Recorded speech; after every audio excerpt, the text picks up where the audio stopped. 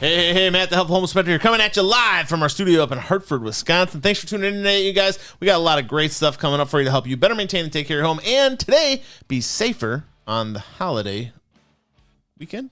It's on a Tuesday, right? So weekend, extended weekend. Extended holiday weekend, yeah. So lots of good stuff today. As we start off every show, I'm going to introduce you to my host. My host is Dick Vanderheiden. Now, Dick Vanderheiden is my uncle. And so he's known me my whole life. He's harassed me my whole life. He's a little bit of a jokester. If you don't know Uncle Dick, he's a pull my finger kind of guy. That lays it out. Tammy, can you give me the computer over here? So a little bit about Dick Vanderheiden, what he brings to the show today. Dick is a 30-year veteran in the Germantown Fire Department. He's been volunteering over there in Germantown for a long time and seen a lot of stuff, from melted cars on the highway to helping kids, put on firefighter outfits and everything else. So he's safety. Done. Oh, look, there he is. Whole gang going on there. Dick's a great guy. Been doing a lot of stuff in the community and whatnot, even kissing dolphins. So that's up north at our Florence cabin with my parents. Now, one of the things that I wanted to talk to you about, you've done a lot of remodeling in your house over the years. Yes, I have. Gutted the inside, basically. Pretty much. All except for one room. What room is that? The bedroom. Down Upstairs? the first floor. Chuck's room. I thought didn't you do that? No? No, we never did that one. Yeah, but this is what the house used to look like. And last year he put this nice vinyl siding on there. It was the half logs which you put on when you first moved in. Yes, and those got all rotted and kind of deteriorated. Yes. Then he put on, and underneath that was TP111, this kind of plywood product, which was rotted in certain areas and stuff. He pulled all that off, got down to the raw house or whatever, the sheathing, and then he put the nice vinyl siding. Look how nice that place looks. You're missing a board on the front here, though. Yeah, well, I'm working on that right now. 4 years later. 4 years later. No, well, and I procrastinate. Did you start staining that stuff? You're just going to stain the You can't stain it. You cannot paint it or stain it. I thought I could, but I looked into it. No good. And with Ultra Deck, you cannot stain or paint. Because I thought you had a sample there and it looked pretty good. Yeah. It just wouldn't keep. But it wasn't going to last. Oh, okay. Dick also was featured on Fire Chief magazine. You can see him there. That was up in his office constantly. Whenever I would go visit, he'd take care of my cars and stuff. I think the first one was that white Monte Carlo. You helped me. It was missing a quarter panel, and it was rough. Had the red velvet velour interior. Yep. We put air shocks on that thing, and I was riding down. Yeah, it was a hoot. And Dick also was the Citizen of the Year in Germantown, Wisconsin in 2016. Great guy. So he is here to help us out today with talking a little bit about fire safety for the holiday weekend. We also had a previous video where we did it at the Germantown Fire Department and talked about fire safety and stuff, and a lot of great information. If you want to go watch that video, Tammy will link that in the upper right hand corner here when she does the replay and stuff, so you can go see that. Otherwise, go look on the channel and you'll be able to get to that information. Now, today we're going to start off the show with a little bit of a tip of the week. Tip of the week is about asbestos in your home. Now, I had a client this week that I had it use the asbestos word. It's like in the real estate world, there are these little words that are like swear words. Okay, asbestos, mold, foundation damage. These are all swear words as far as the home inspection goes that people don't like to hear, and it tends to freak the client out a little bit. Okay. Right. Now, asbestos is one of those misunderstood, just like mold is. Mold is greatly misunderstood as well.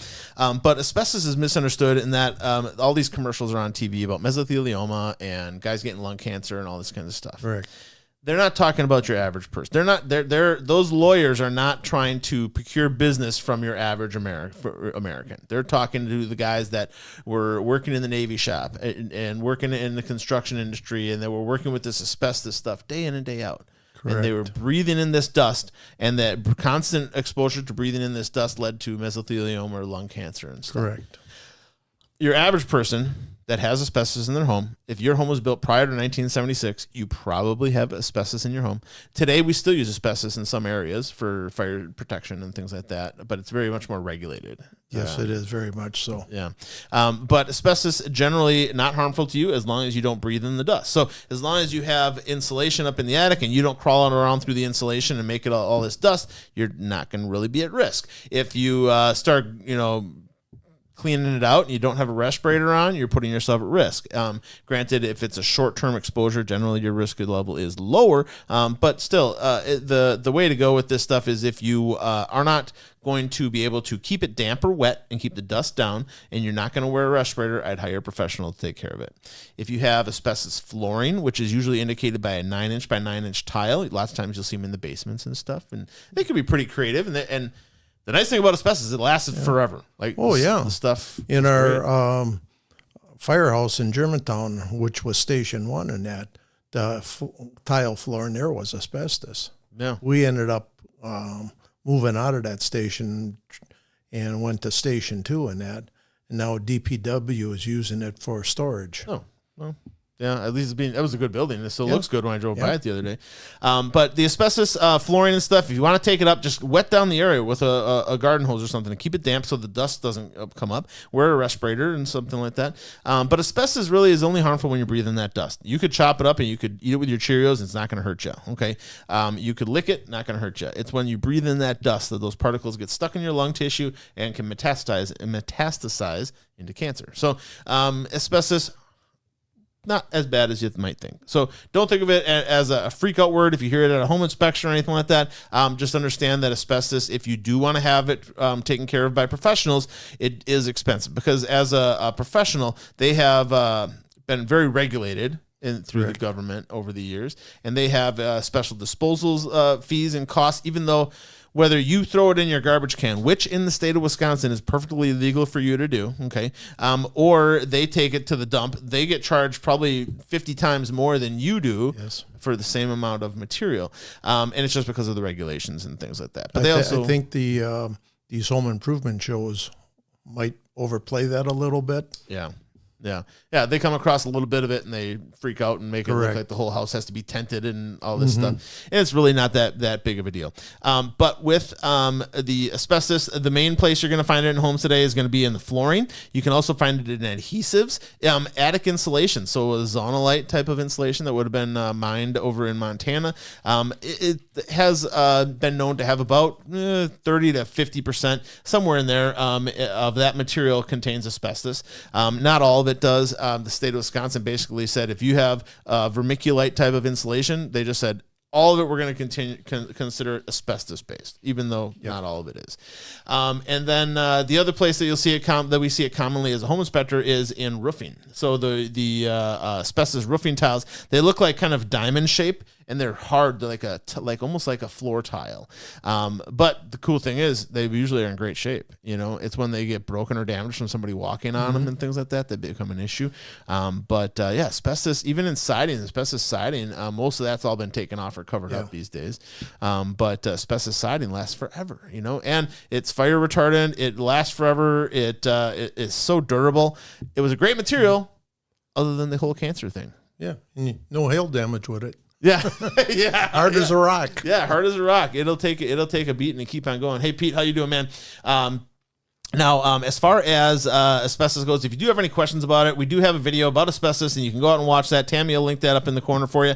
But learn a little bit more about it before you pass judgment on it. It's not that bad of a material, and it's not really that super hazardous. Not worth freaking out about having it in your home. All right. Now, the next thing we're going to talk about is saving $1. So every week we give you something that allow you to save $1 in your house today. Okay. And the thing that I'm going to suggest that you save a $1 today with is change your dryer vent, or at least clean it. Okay. A dryer vent, basically as far as getting rid of the moist air from your dryer. Okay. The better that air can move through the dryer vent, the more efficiently your dryer is going to operate and the less time it'll take to get your clothes dry. Okay. Now, it can get, the airflow can get slowed down by a number of different things. Okay. If you have many turns in the vent, that can slow the air down. If you have a lot of lint and things built up in there, that can slow the air down. If you have a lot of perforations and things like that, that can slow the air down. It causes turbulence and stuff. So having a smooth-walled metal vent is the best way to go, okay? Now, we have in the past talked about some of these where... We have talked about these guys. So this is a ProFlex dryer duct. It's one of those kind of crinkle up type of dryer vents, okay? And a lot of people have them in their homes. And even on the box here, it says fire resistant. But you don't want fire resistant, okay? Even my piece of paper is fire resistant. They're just basically doing a play on words, okay, to get you to buy their product. And John Menard and Home Depot are going to sell 1 million of these things this year and make a bunch of money on them because they're easy to install. But if you go and try to clean this thing, just tears and shreds. Yep. Yeah. And it gets really brittle from the heat over time and stuff. So not a really good product to put in your home. Now, if you're looking for something a little more fire resistant, this guy would work. This is metal. Okay. But even when you do this and you bend it a bunch of times, and then you're restricting your airflow and your equipment's not going to operate as efficiently. So this is a better fire safety option. Okay. But a smooth-walled metal vent is always the best way to go because then that air can move quickly and fast, and as the air moves faster, it's going to take more lint to the outside of the home and not get clogged up. Also, very easy to clean. If you ever want to clean a smooth-walled metal vent, just feed your shop vac in and in the off position. And then as you go turn it on, as you pull it out, shake it, and it'll suck all that air right out of there. And you don't even have to disassemble your dryer or anything like that. Now, if you do want to take your dryer off, you could put a leaf blower on the inside of that, and that does a pretty good job as well. But that usually still requires some sort of mechanical cleaning of the sides. So if you don't feel like doing that, you can also, I think they're purple. They have these purple vans, dryer vent cleaning guys, that all they do is clean dryer vents. And they're in and out in like 45 minutes. It's really fast and pretty cheap too. So if you don't want to do it yourself, hire somebody to do it. Also, most air duct cleaning or HVAC technicians do that kind of service as well. Are the dryer vents also, is that a cause for fires in houses? Yeah, Uncle Dick? Yeah, yes. Yeah, the flexible ones. And I don't know if they're... But you almost have to have a malfunction within the dryer, which is not impossible. Yeah. Yeah, especially if you have like a gas dryer or something where you have open flame. Especially if it's coming off of the back of the dryer, if that gets plugged up down there, closer to the heating element, that's where you're going to have the fire. Yeah. And we do have a number of dryer fires over a year's time in that. So yeah. So that is your save a buck. By changing out your dryer vent, you guys, is going to help your equipment run more smoothly, reduce your risk of fire, dry your clothes faster. It's just a good thing. So take some time, not very expensive. If you want to put in a smooth walled metal vent, most homes is going to cost you less than $50. So, and you're going to get more than that in savings in the long run over a course of a year or two, even just. Okay. So that's save a buck. Now, the main topic that we have today is about fire safety, holiday fire safety, okay? And there's a number of different elements that play into this, okay? The first one that we're going to get into is by far the largest cause of residential fires in the United States. Cooking fires. correct. Yeah, by far. Now, one of the things that we have here is we went over to the U.S. Fire Administration. We have a little bit of statistics here. So residential building fire trends from 2012 to 2021. These are the statistics that the U.S. government collects, okay? There was 353,500 fires, okay, which is down a little bit. Not 5% is kind of probably a normal fluctuation, I would say, right? But that's a lot of fires, you know, and we have 2,840 deaths, 11,400 injuries, and I don't know what that is, 8 billion? 8 billion. It looks like 8 billion. $8 billion in loss. Well, the house goes up in flames. Yeah.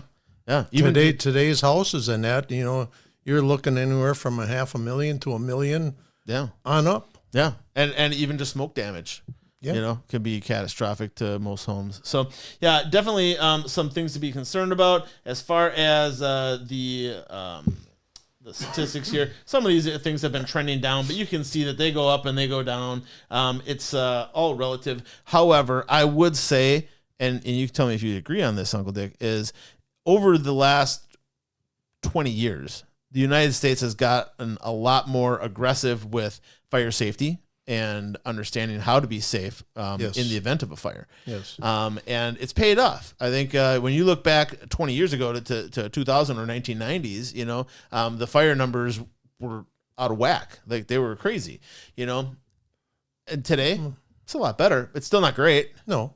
It's a lot better. It depends on how much common sense you have. Yeah.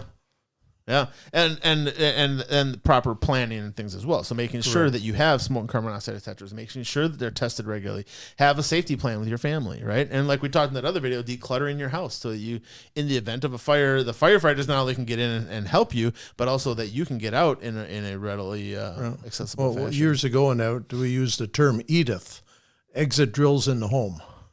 Yeah. And what that is you practice everybody in the house, how you're gonna exit the house in case of a fire, and a meeting place, so we know everybody is accounted for when the fire department shows up. Yeah, not that one person sitting out back and they're thinking they're inside and somebody goes into the house trying to rescue them and they're out in the backyard. Correct. Yeah. And I think I remember from when I was in elementary school, they actually sent us home and with homework to do that thing with our families, you know, and that was a thing. And I think that as fire safety has been more successful, those things kind of sometimes feel like they're falling to the back burner, and not as important. But I think they're just as important today. Oh yes, to ensuring the safety of your family in the event of a house fire. And you look at the construction of the homes today too; they go up a lot quicker. Oh yeah, with this truss construction and that OSB and all that stuff. Yeah. Well, and all the furniture is all polyester and stuff, which it ignites a lot faster. That's what fire departments are getting to be more of unless there's somebody in a house that they have to go in and search for, it's becoming more of a defensive attack on the fire than offensive attack. Yeah, just stop it unless it's a small fire in that.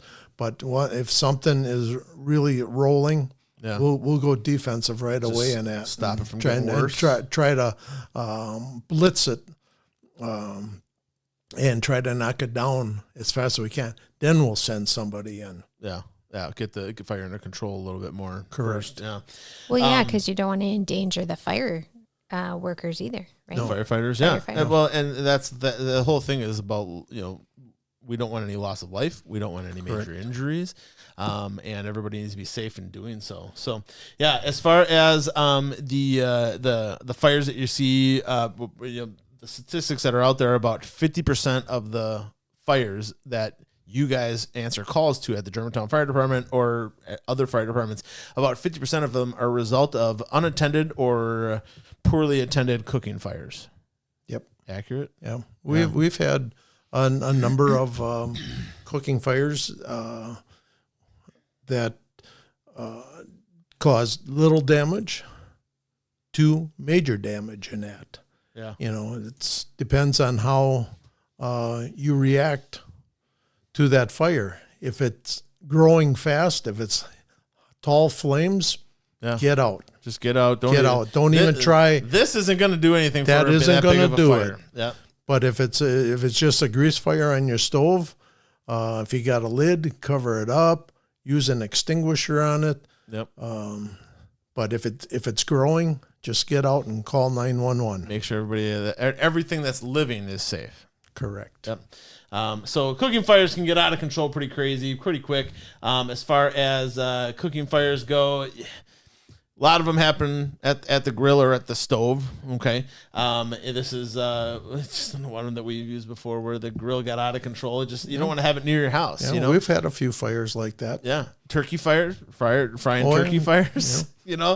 Always keep a fire extinguisher handy. There's a couple of different types of fire extinguishers that are reasonable. We will be giving away a fire extinguisher later in the show today, so make sure you hang on, okay? But with cooking, it comes down to a lot of times grease and oils and spattering and open flame and that kind of stuff. Generally speaking, the fire extinguisher does a very good job of putting that out. water is not what you want to put on a cooking fire. Not on a chemical fire. Yeah, you don't want to And a put grease fire is a chemical. grease fire is a chemical fire. Yeah, you don't want to put any water on that. And sometimes you may not think it's a chemical fire. It may be. Like if you're cooking chicken, there may still be some greases and things like that are reacting that were in the pan that you had or whatever, or in the area. So just grab the fire extinguisher. Yes, it's going to make a little bit of a mess in your And if you kitchen. throw, let's say you're cooking chicken and there's grease there and it flares up and you throw water on it, what you're going to do is you're going to splatter that grease around and it's going to flare up even more. Yep. Yeah. Yeah. And get out of control pretty quickly. Now, as far as the fire extinguisher, you want to make sure to keep it in the area where you're cooking and working. Correct. Have it accessible. Know where it is. Have everybody know where it is in case you need it. But definitely don't be afraid to use the fire extinguisher if the fire's flaring up on you. There's covering up. Somebody said baking soda, but even that is And fire extinguishers are very simple to use in that. Yeah. What you want to do is you pull the pin, Yep. then you aim the nozzle at the fire, then you squeeze and sweep across the fire At the base of the fire. at the base of the fire. Yeah, where the fire's starting. And Yeah. so they're very simple to use in that, but don't think that it's going to put out a larger fire in that. It's not. It's going to put out a small fire. Like these are, what are these? What's the size on these? I don't know. Does it say on there? I think it says up here on the top. These are 2.5 pound. Yeah. Pound must be how much powder is in there or whatever, Yeah. right? Because it's basically an aerosolized Like firefighter. in my kitchen and that, I got a 5 pound. You got a big one. I got a bigger one. Yeah. We got bigger ones on the truck yet. We got 20 pounders. Yeah. And That's what you guys are using on like car fires and stuff like that, right? Or do you if it's a small car fire and that, I don't know. We're using hose. using hose on the car fire. Going at it. The way that these cars are going up today and that. Yeah. With car fire though, are you guys using any chemical or anything like that when you're putting that out or no? When we'll use a foam Oh, okay. along with that and gets agitated with the water and that to help snuff out the fire and that. Sure. Now, when we're talking about cooking, a number of things come to mind. One, propane. Everybody's cooking with propane grills and things these days. Propane, you don't want to store it next to the house. You want to... Correct. You give yourself 10 feet from the house. Up safety. And that's where you should keep the grill and all that kind of stuff. Just keep it a little bit further away. If that grill gets out of control, the last thing you want is your house going up because you were not paying attention to your hamburgers you were making. And like at my house, I got a canopy. Yeah. A gazebo on the back deck. Don't be cooking underneath the gazebo. That fire because if that flares up, then yeah. it's into the canopy and that. Those are like nylon or something, or polyester or something like that. Yeah. But there's a chance of fire there too. Yeah. So last thing you want to do is melt your vinyl siding too. Yeah, exactly. Now, so placement of the grill is important. Placement of the propane is important. Managing a grease fire, we kind of got into that a little bit here, but making sure that you have a fire extinguisher in the area. An ABC fire extinguisher. When you go to the store, you buy your fire extinguisher. You want to buy one that says ABC on it. They'll have some numbers in there as well, but as long as it's got the A, B, and the C, then it's basically going to manage almost all types of fires you might come across. The white one over there is recommended more for like kitchen grease fires type of things. I don't know if it's got a different material in it, but these are both ABC fire extinguishers. Okay, and you can buy them anywhere. Home Depot, Ace. I think they even have them at Piggly Wiggly. I saw them the other day in the Probably this little area. But they got them everywhere. They got them everywhere. But if you're wondering what the ABC stands for, the A stands for your ordinary combustibles, trash, wood, paper. Okay. B is for your flammable liquids. Like gasoline and stuff, or oils? Yeah, you could. Or grease? Gasoline, grease, anything that's a flammable liquid. Mm-hmm. And Class C is your electrical fires. Oh, okay. So don't see it used to be that we had an extinguisher for each type. Yeah.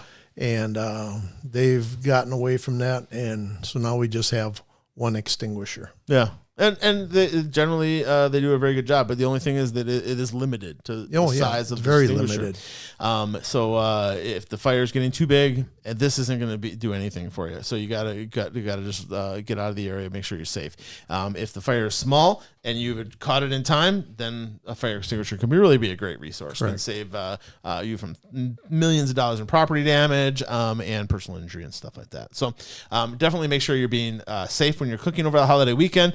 If you're cooking over the grill or whatever, just make sure you're attending it. Okay, watch it, maintain it. Don't just set it out there in the backyard and go inside and do something for a while. Make sure you're being a conscientious user of that equipment. Correct.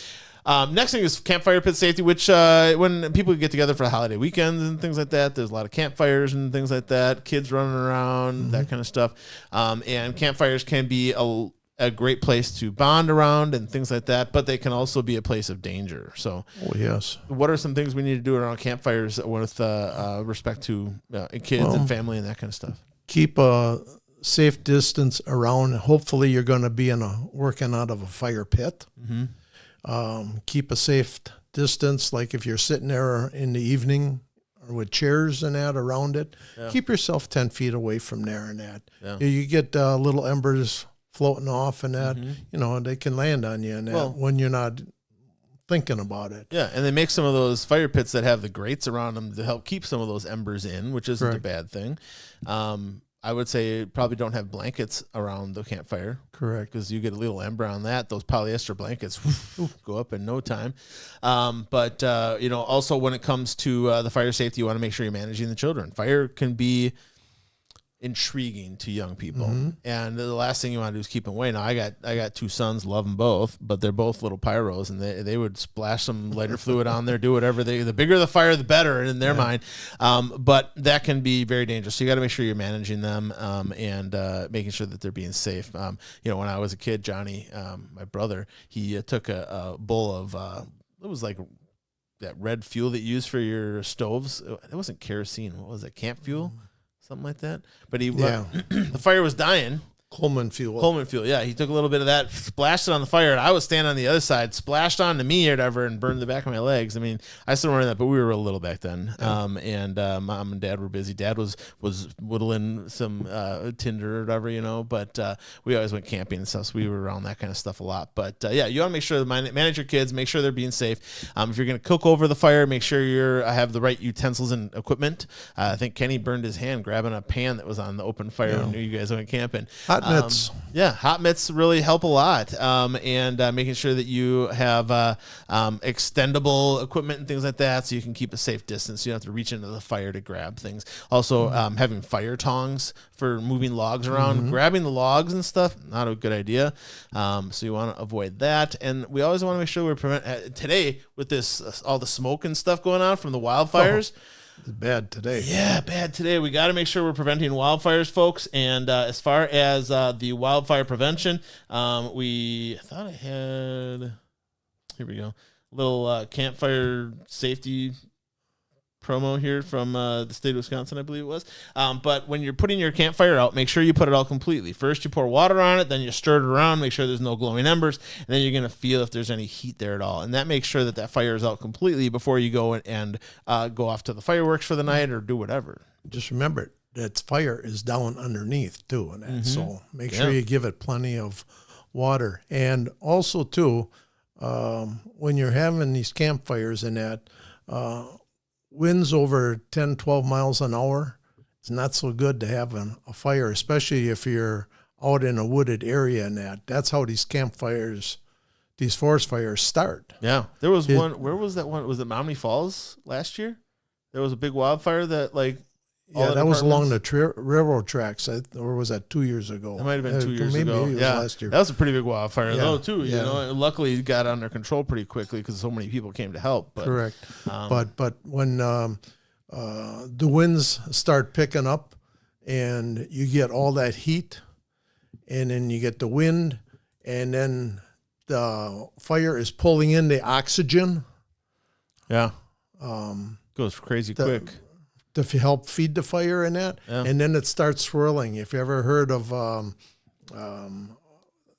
fire tornadoes, and that all the fire is just spinning around. The wind is just spinning around with the fire and that, and then it's projecting it out even further. Yeah, and the heat in the air, or whatever, is making things move too. Now, as far as the dry conditions, you want to avoid having campfires in dry conditions. So the old Smokey the Bear is out there on your Wisconsin roadways and stuff. Is the conditions correct for having a campfire outside? And if it says that the risk of fire is high, probably not the best time to have a campfire. Correct. Even if you get a little bit of floating stuff from your newspaper or whatever, that goes over, hits a dry piece of grass or weeds or whatever, and it's next thing you know, you got something that's getting out of control pretty quickly. Even your lawn outside. Yeah. If you got your grill going in that and something jumps out of the grill in that, all of a sudden all your grass is on fire outside. Yeah, and it can move quickly when it things moves are very as dry as quickly. it has been up here. So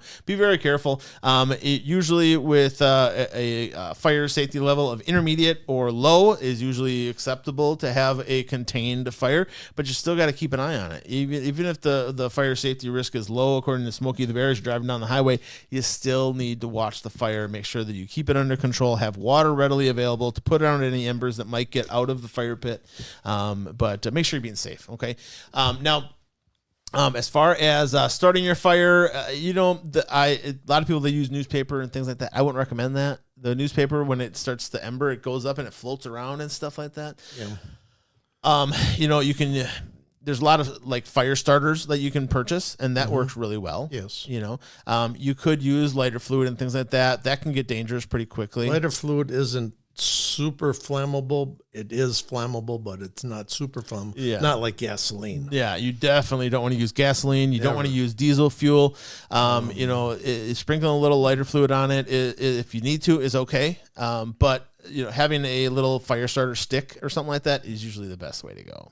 So. And if you're cooking over the fire and that, and you're using lighter fluid or any other chemical in that to start, that's going to get into your food, and then your food tastes like it too. Yeah. That's why some people don't even care for cooking with propane, because some people can taste that propane. Really? Yeah, I've never noticed it. We had a couple guys talking about that. Charcoal grill does taste better. Oh yes, it does. Much for better. sure. Yeah. Or have you ever cooked with wood chips? We had somebody make us some steaks with a green egg one time, with the like, I don't know if it was cedar wood chips or what, the apple wood chips or something, but that was like good your stuff. pellet grills now. Maybe, I don't know. When he showed me what it was, it looked like actual like chunks of wood chips. Yeah, like Kenny has out back in the mulch, or whatever. That's what it looked like. But they smelled good, and then when they burned or whatever, it gave a nice deep smoke or whatever. It wasn't smoked, but it had some of that flavor of a smoked Probably steak. hickory. Maybe. Yeah. But lots of stuff out there to make sure that you're cooking and having campfires safely and stuff like that. But one of the things we got coming up is 4th of July. And here in America, the 4th of July is the kind of like the king of the holidays. Outside of Christmas. Yeah. I don't know that there's another holiday in the United States that's celebrated more vigorously. Maybe Halloween's getting there. Some people are going crazy with Halloween. But when it comes to fireworks, there's a couple of things that we need to do to make sure that we're being safe. Okay. So first thing we're going to do is we're going to give you a little bit of a video here of why fire safety is important. So you might have seen this video before, but it's never can watch it too many times. Here we go. One family did what a lot of families do on the 4th of July. They bought some fireworks and then they set them off in the front yard. But nobody really expected what happened next. Watch closely. A rogue firework forces everybody to run for their lives. Correspondent Marky Martin joining us tonight. Marky, the video has been circulating online for a few days. We all had to do some digging, our team behind the scenes, to try to figure out where this happened. Finally, we've got the story behind it all. Oh, yeah, we tracked down that family, Marnie. This video has gone gangbusters online. This was not the fireworks show that anybody expected that night. And yeah, we talked to the family, and they said that they watched as 4th of July turned their driveway into a war zone.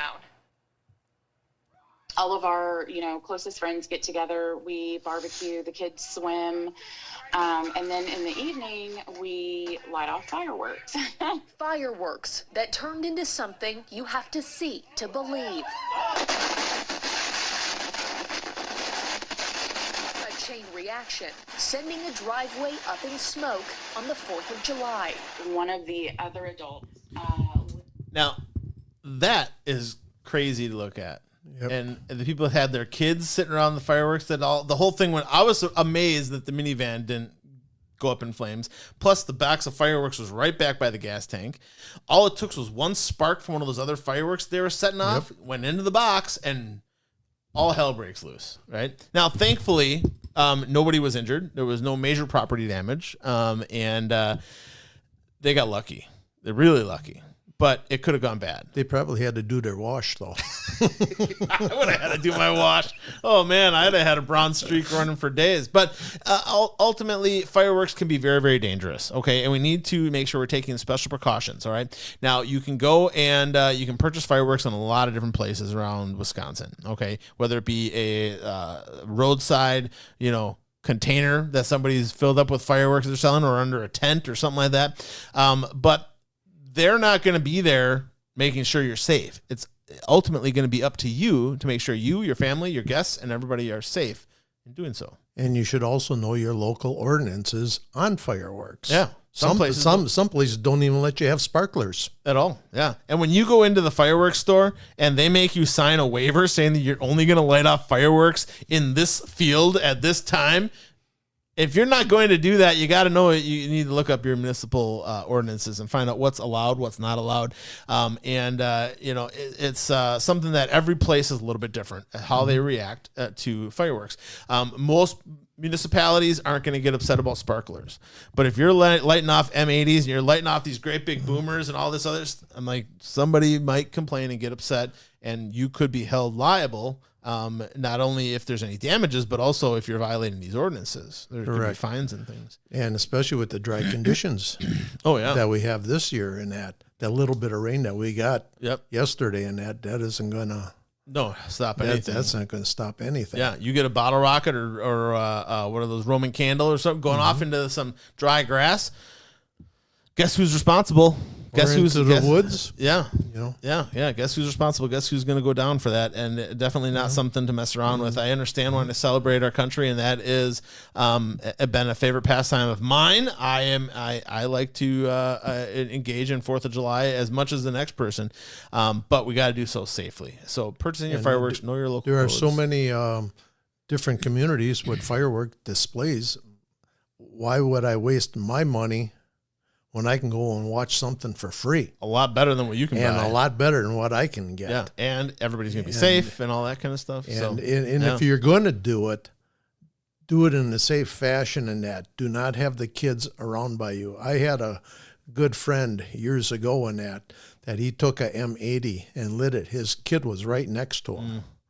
And he went to throw it, and it went off. It had a short fuse. Yeah. It took off his thumb and part of his finger. And there's probably a million other stories like that out there too with fireworks. My buddy Chad and his brother, they went out to the Germantown fireworks after a show late at night or whatever, and they were looking around. They found one that hadn't gone off completely or whatever, had a little bit of fuse left, and Chad held the firework, and his brother lit the firework, and the fuse was short. It went off in no time. Chad lost a part of his finger, part of his thumb.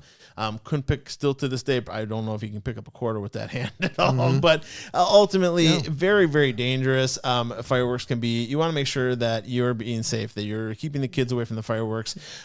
You're lighting them safely. There are fuse extensions you can get. There are lighting devices and things that you can get. You can get longer lighters and things like that to keep a safe distance.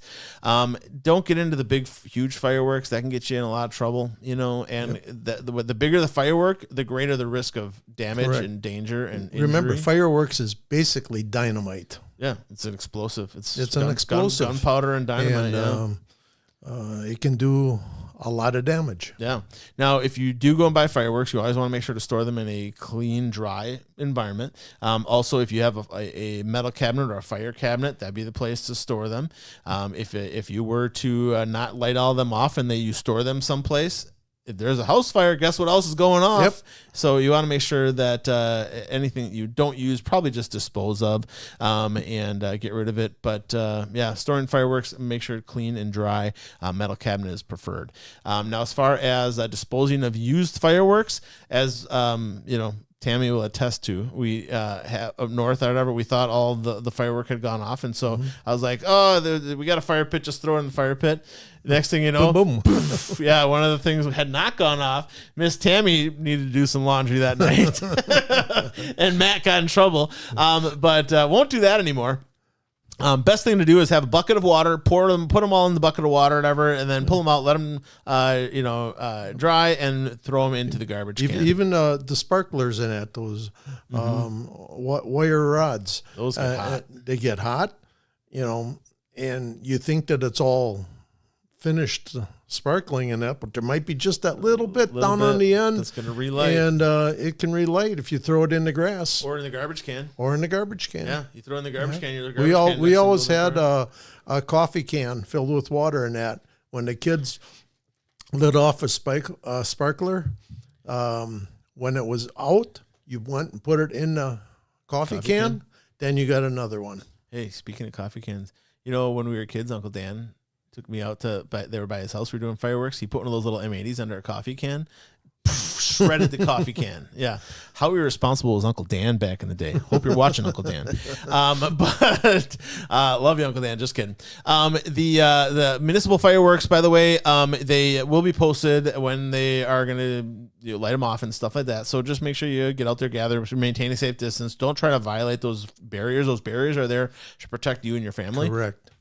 If for some reason a piece of ash comes down or anything like that falls on the crowd, if it's not out all the way, make sure you stomp it out, help out the crowd. But municipal fireworks are usually pretty safe.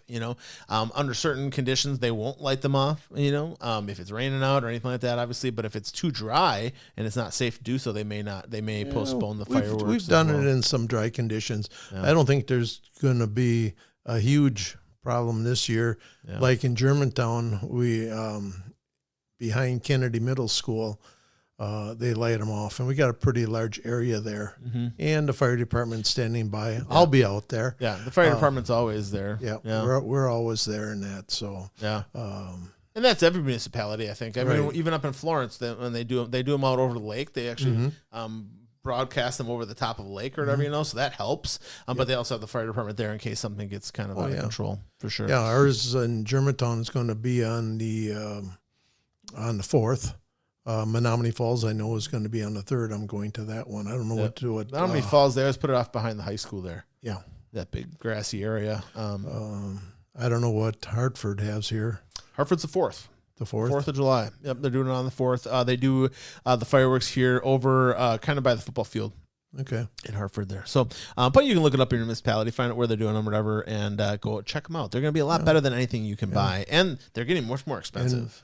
And if after the fireworks is done, they cordon off the area where they were shooting them off, because every firework that is set off, if it doesn't go off, they have to locate that and dispose of it appropriately and locate it afterwards in that. So my house is right across the street from Kennedy Middle, and 2:00 in the morning, I see them out in the field with flashlights looking for pieces unspent. Yeah. Yep. Yeah, and that's an important step in what they do, and why those municipal fireworks generally are a lot safer than you doing it in your backyard. So now the next thing, we did talk a little bit about the fire extinguisher already. We are going to be giving one away in just a little bit, but I wanted to talk a little bit about gasoline and diesel fuel. Okay. Gasoline and diesel fuel, very, very explosive. They use gasoline and diesel fuel in the movies to make great big fireballs for a reason. It is not for lighting your campfire. It is not for burning anything, not for burning trees down, or I've seen some guys try to do stump removal with it. Not what it's for. Diesel fuel is not as flammable as gasoline. True. A little safer.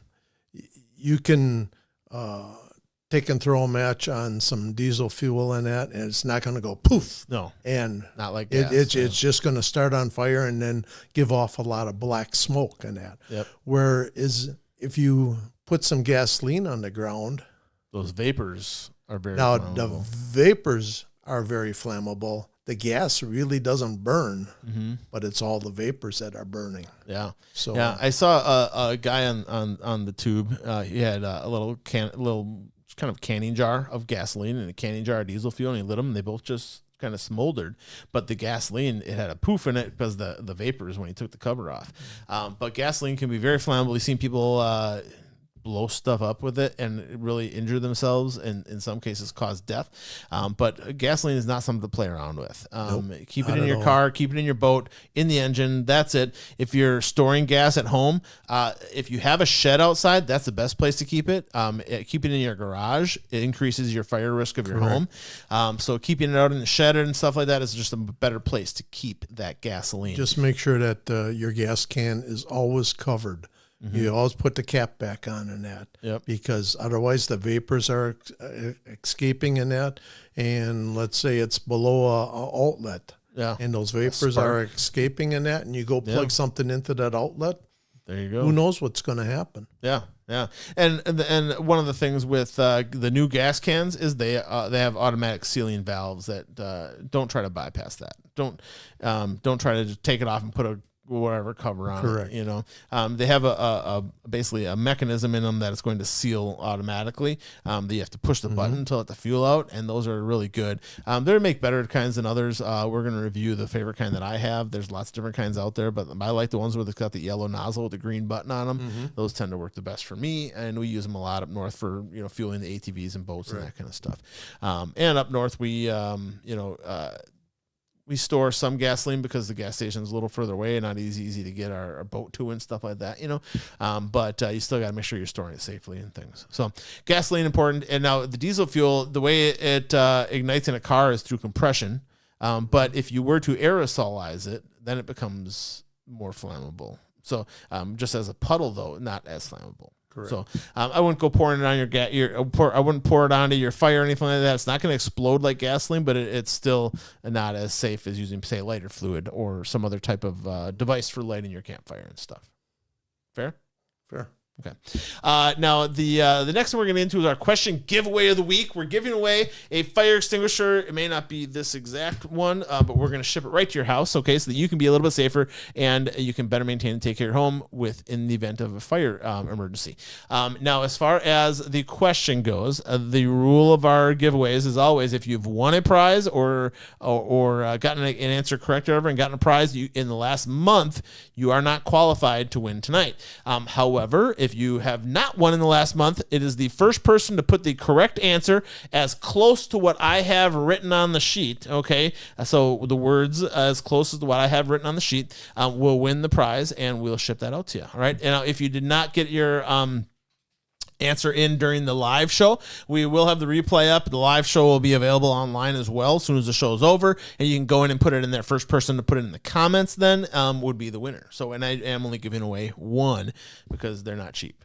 $39 for a 2-pack, which I guess isn't that bad. Isn't that bad? Yeah, $39. So I went to the store and I bought some props for tonight, and I was thinking about, I'm like, we could use some more fire extinguishers up north. I could use one down on the boat because the one I have on the boat is older and they need to be replaced after a certain number of years. So, so going to make some improvements around our house with the ones that I bought. But ultimately, $39 at Menards for a 2-pack of ABC. These are, what did we say they were? 2.5 pound. Fire extinguishers. So not a bad deal at all. Not a bad deal at all. Hey, Uncle Dick, how often should you replace your fire extinguishers?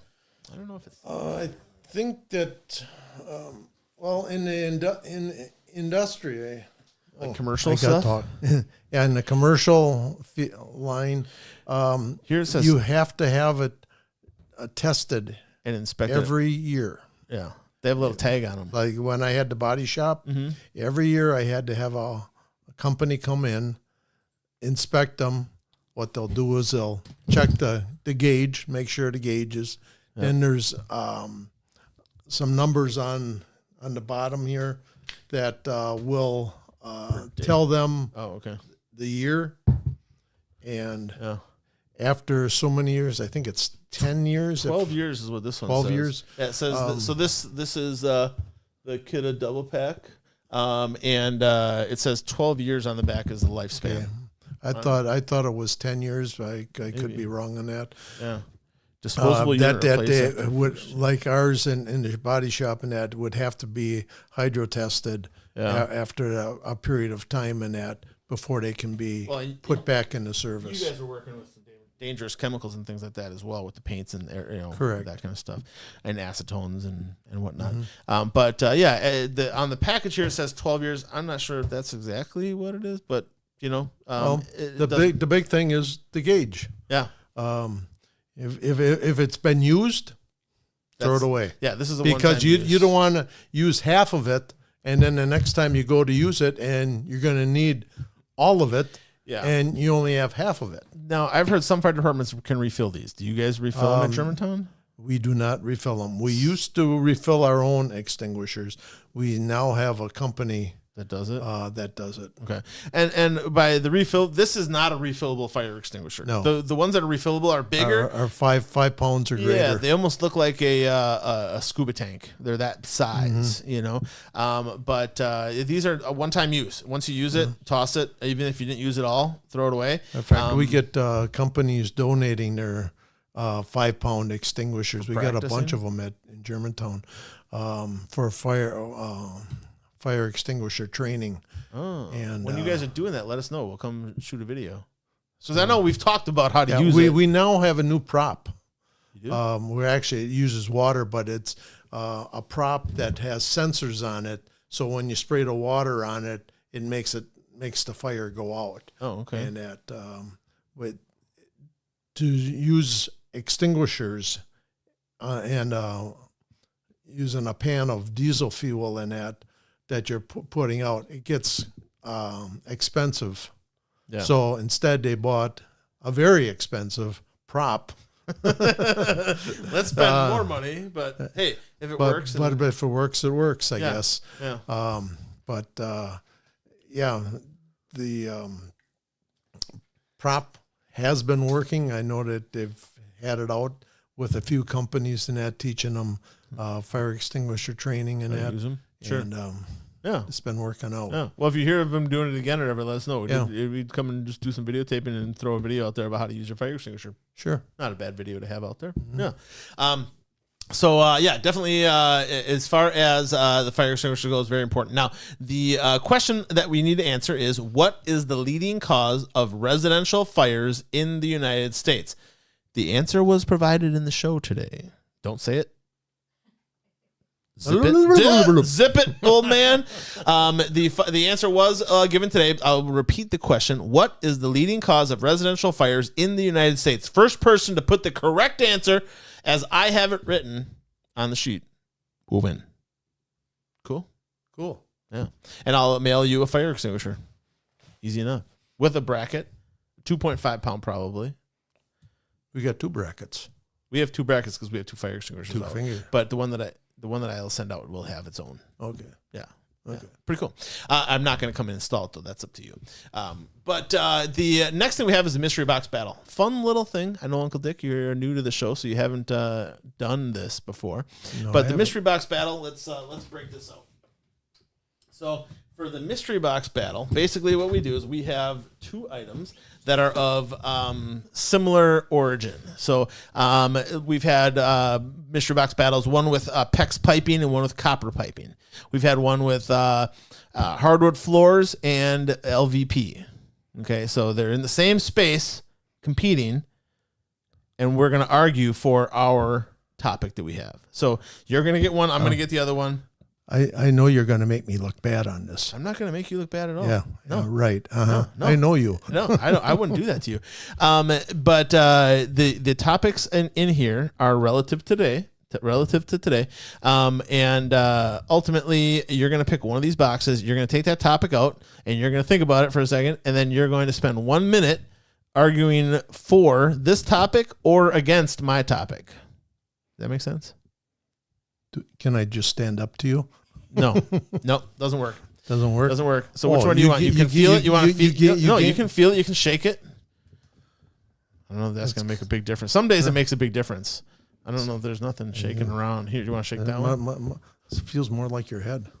No, that'd be heavy. I got a big fat head. Thanks, Sparky. Yeah, I don't know. What do you think? You want that one or this one? I'll take this one. You'll take that one? All right. Care. Open them up. Let's see what we got. All right. What do you got? What do I got? Yeah. Piece of paper. This says? Fire extinguisher. Mine says garden hose. What kind of fire are we putting out, Tammy? Let's put out a grill fire. Can I use this? Tell you a story. You can Of course tell me. you can. You have 1 minute. You can talk about whatever you want. I can talk You about wanna- 1 you wanna- minute. You want to talk This is about how I got. saggy or not, This nothing? is how I got on the fire department. Okay. I had a spray area when I first started my shop, and then He's talking. So Uncle Dick owned a body shop, and he had a spray booth or spray area without it. I had Wasn't a a booth. spray area, and then I went to a spray booth. Spray booth. Well, Much more expensive. the spray area, which worked out all right, except that the overspray got on the floor, and it built up over a period of time. So I wanted to clean up that floor, and I tried different scrapers and grinders and This is car paint. car So, paint. Not going to come. And up so I figured nothing's working, and I had a bottle of lacquer thinner there, and I put it on the floor, and I took a shovel and I scraped it, and cleaned it up. So I cleaned up this whole area. It was probably 30 feet by 20 feet. Yeah.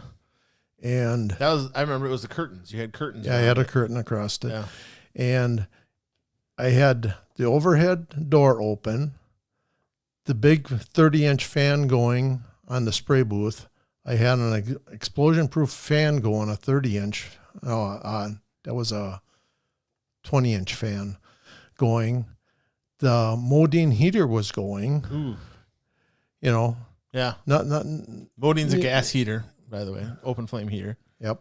Yeah. And I got done cleaning and that, and the floor looked just a touch wet. And I talked to my employee and I says, "What do you think?" Because back then, anybody could come walking in with a cigarette, or whatever. Yeah.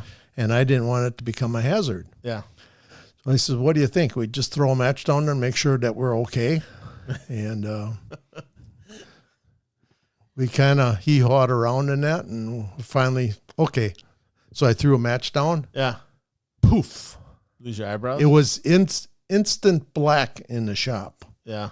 Now, remember, all this air is moving in that. Yeah. The Modine heater didn't set it off, Yeah. but this little match set it off. Yeah. So I had a garden hose in my hand, which you have. That is my topic. That's your topic. And I went and I hit it with the garden hose, and I could just see the flame roll across the floor. Oh, pushed it. Pushed it. Yeah. Water and lacquer thinner, a chemical, they don't mix. Yeah.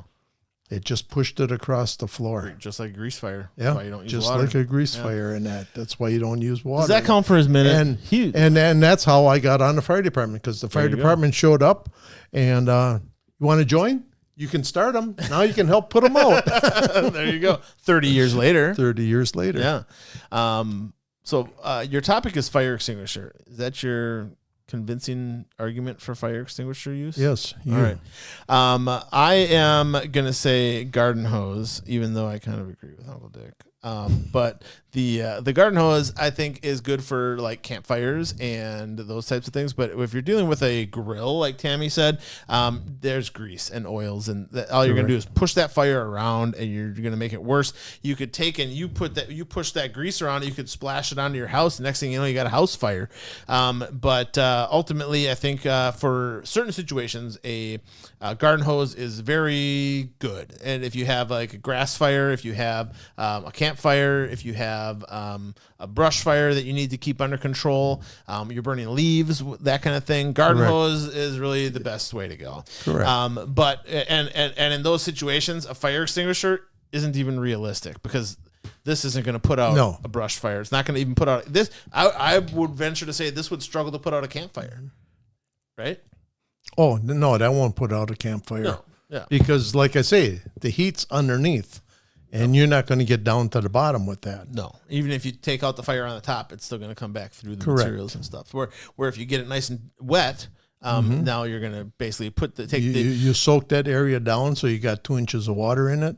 Yep. So a fire requires 3 things, right? What are these 3 things?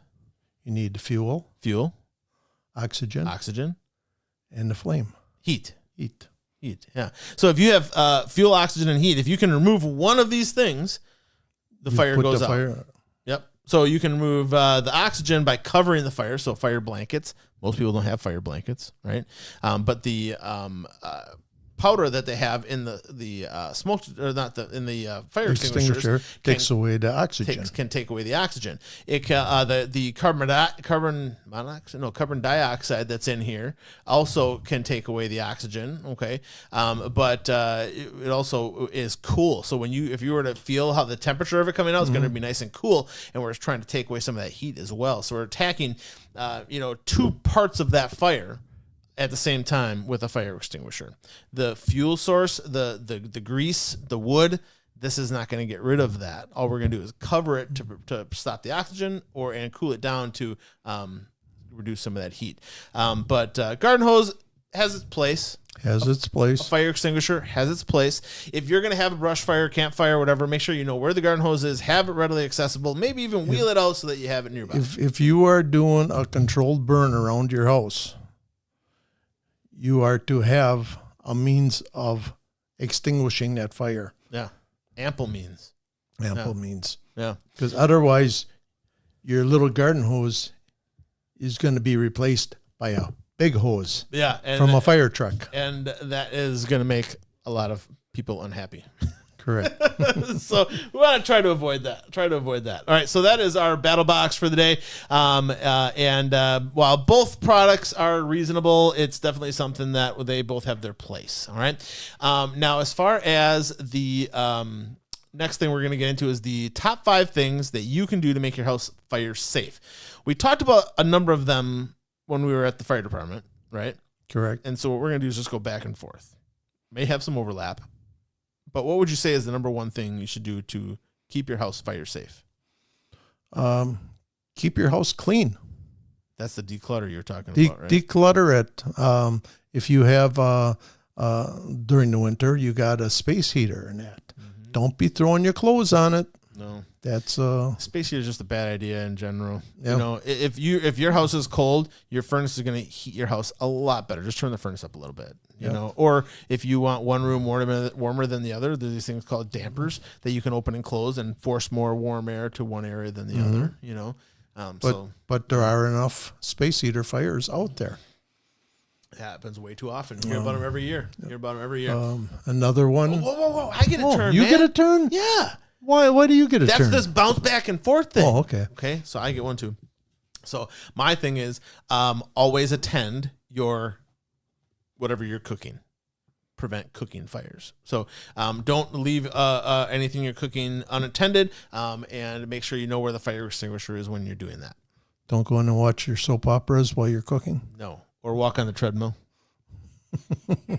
Not saying anything, Tammy. Yeah. Not saying anything. Okay, but the treadmill is very close. I know you can see it's not in our kitchen, but it might as well be in our kitchen. Okay. What's the next one? The next one is going to be extension cords. Make sure your extension cords are in good shape. If they're frayed at all, the ends are coming, have broken ends on them and that. Discard them in that and get a new one. And that they're locking in the plug properly. Yeah. That you too. Sparks there and, too. Also, do not overload those extension cords. Yeah. Or any cord. Check it for any fraying and that around the plug end. Yeah. The National Electrical Code, actually, they don't like extension cords, period. They say extension cords should never be used in a permanent situation. So you should never run an extension cord to plug in your refrigerator, for instance. Correct. You know, well, that's pulling a little more amperage in that, which warms up the extension cord. Yeah, and if the wire's not sized properly, you can overheat that extension cord. Yeah. My next one would be mind the dryness of the exterior.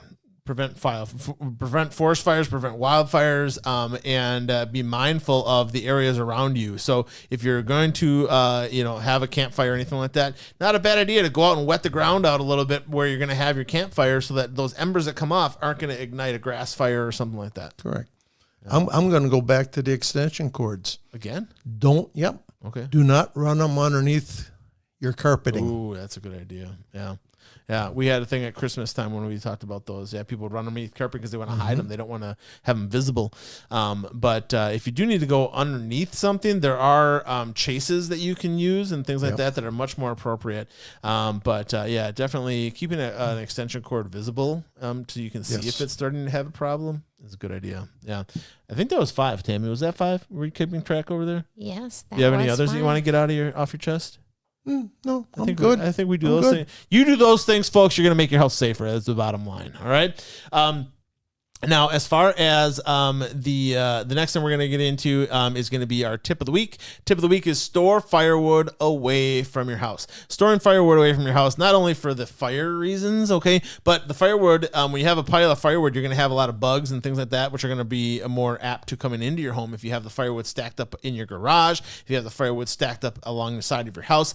Firewood also attracts mice and snakes and other types of things you may not want to have in your home. If you don't want it in your home, keep it away from your home, okay? So keep that firewood stacked away from your home. They do make all kinds of firewood racks and things like that. You could even take your firewood and stack it between 2 trees, and it would work just fine.